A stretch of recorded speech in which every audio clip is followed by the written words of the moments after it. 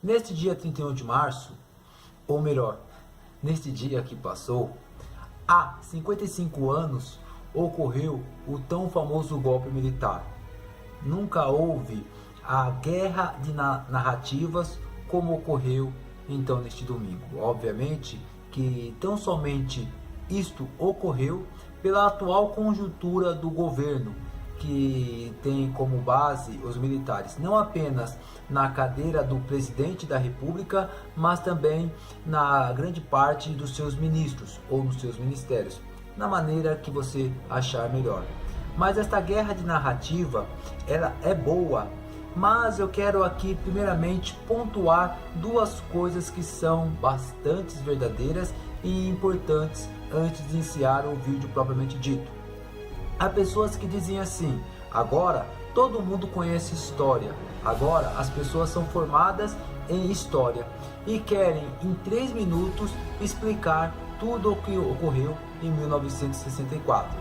Essas palavras são faladas por vários historiadores, em especial Marco Antônio Villa, da Jovem Pan, que diz desta forma, abre aspas, eu estudei, escrevi até livros, portanto, devem observar e acatar esta minha ideia, fecha aspas.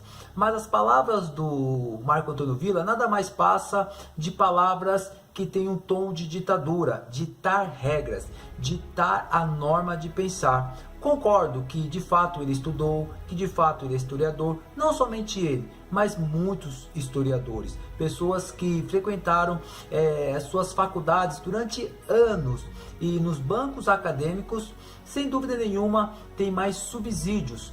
Lógico, isso é muito óbvio, de que como qualquer outra pessoa, inclusive eu, que não sou formado em história, mas eu quero aqui trazer à tona novamente aquela fala. O que importa é o que fala, não quem fala. Veja só, se uma pessoa não é formada, mas fala coisas pontuais, corretas, sensatas e verdadeiras, não importa se ele é formado ou não, está falando coisas que são verdadeiras, coisas sensatas, então a fala é verdadeira. Marco Antônio Villa, de Jovem Pan, embora não seja formado em direito, ele fala muitas coisas no aspecto jurídico e fala muito bem. Portanto, não importa se ele é formado ou não, importa o que ele fala. Obviamente que em 3 minutos não dá para retratar tudo o que ocorreu em 1964.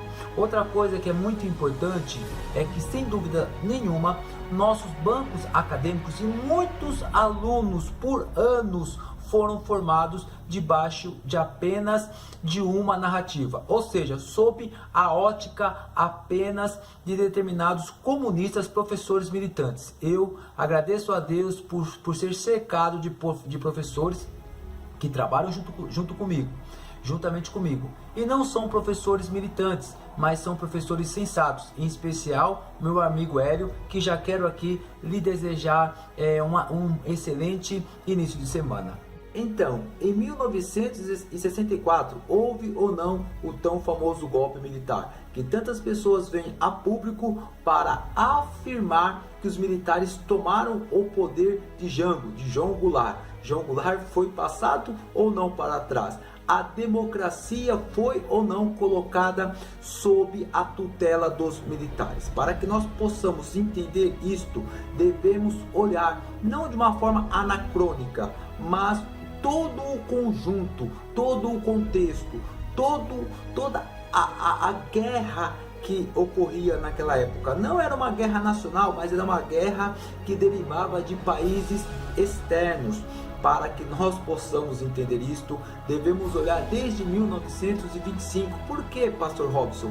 Porque a direita, a esquerda e os militares brigavam pelo poder da República Federativa do Brasil diante da tão famosa Guerra Fria. Eu não tenho dúvidas nenhuma que em 1964 os militares tomaram o poder. Mas por qual motivo? Qual é a verdadeira verdade? Desculpem a redundância.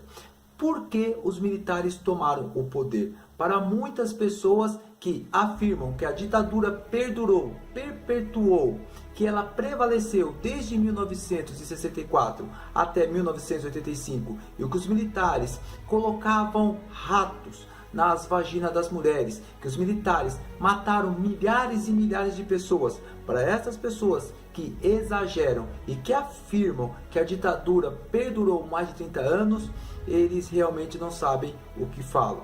Mas as outras pessoas também que dizem que não houve uma ditadura, que os militares eles apenas permaneceram no governo durante 30 anos, também não é uma verdade. O que nós mais buscamos é a verdade absoluta que nós nunca teremos nas nossas mãos. Mas entenda uma coisa, contra fatos não há argumento. Os militares, juntamente com o povo brasileiro naquela época, isto é fatos, isto é fato. Por mais que algumas pessoas não afirmem, isto é que nós podemos dizer como verdade, não absoluta, porque nunca e não haverá uma única verdade absoluta, apenas uma que eu vou defender no final. Naquela época, os militares, juntamente com grande parte da população brasileira, exceto dos terroristas, dos verdadeiros torturadores, dos verdadeiros bandidos na época, lutaram para que o comunismo não fosse implantado no nosso país. Exatamente, porque teve até presidentes antes de Jango que deram medalha a Che Guevara, o tão famoso homem que destruiu e matou muitas pessoas. O comunismo cercava o Brasil. A então poderosa União Soviética e todos os países de esquerda queriam dominar mais um país da América do Sul. E os militares, juntamente com o povo do bem, os conservadores, não permitiram que o nosso país se transformasse numa atual Cuba. E por muitas pessoas vão dizer que isto não é verdade, mas mais uma vez eu quero dizer como defender a verdade. De 1964 a 1968 não houve uma ditadura, porque muitos direitos constitucionais as pessoas tinham naquela época. De 1968 a 1978, muitos direitos foram tolhidos. Sim, muitos direitos foram cerceados. E houve de fato uma ditadura imposta pelos militares. E de 78 até 82 não houve a ditadura como as pessoas afirmam que existia. Na verdade, o que falta para as pessoas é abrirem os olhos para saber acerca da verdadeira verdade. Mas, apesar de toda a minha fala, a única verdade absoluta que defendo não é acerca se houve o golpe ou não, porque isto nós nunca saberemos ao certo.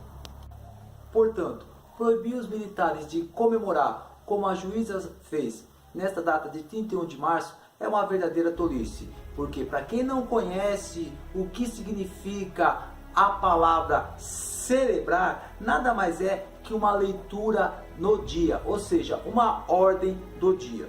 Todos os dias as Forças Armadas entram em forma. É algo normal, é uma preleção, é o início de serviço. Eles entram em forma e o oficial faz uma leitura da ordem de serviço do dia. Quem fará a guarda, quem fará a limpeza, vai cantar o hino nacional, e nesta ordem do dia estava apenas a leitura alusiva a 31 de março de 1964, em que os militares afirmam que lutaram juntamente com os civis para que o comunismo não fosse implantado no país. Nada mais, nada menos do que isso. Não era uma celebração, é só colocar um pequeno texto nesta ordem do dia que ocorre toda pela manhã, todas as manhãs. É por isso que não entro nesta dividida se houve golpe ou não, porque a guerra de narrativas sempre ocorrerá, mas a única verdade que eu defendo, sendo pastor de igreja,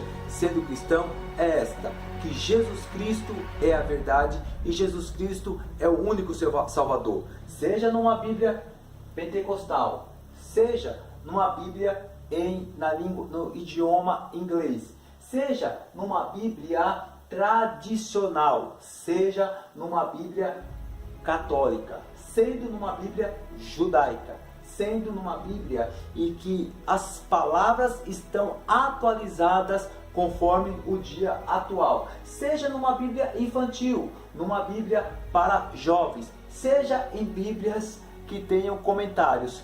Todas as Bíblias, no idioma que for, seja para a igreja que for, católica ou não, a única verdade absoluta a qual defendo é esta: que Jesus Cristo é o único Salvador para a humanidade. Agora, a guerra das narrativas sempre vai ocorrer, porque o passado não pode mudar o futuro. O passado não pode fazer absolutamente nada com o presente, mas a morte de Cristo na cruz do Calvário altera o presente e traz dias muito melhores para o futuro. Eu sou o pastor Robson Magalhães, no canal Palavra de Fé, Salvos pela Graça. Se inscreva, faça parte desse projeto. Nas guerras de narrativas, eu fico com a soberania da pessoa de Jesus Cristo. Uma excelente semana, fique com Deus e que você possa ser ricamente abençoado pela única verdade chamada Jesus Cristo, o Nazareno. Forte abraço e meu muito obrigado.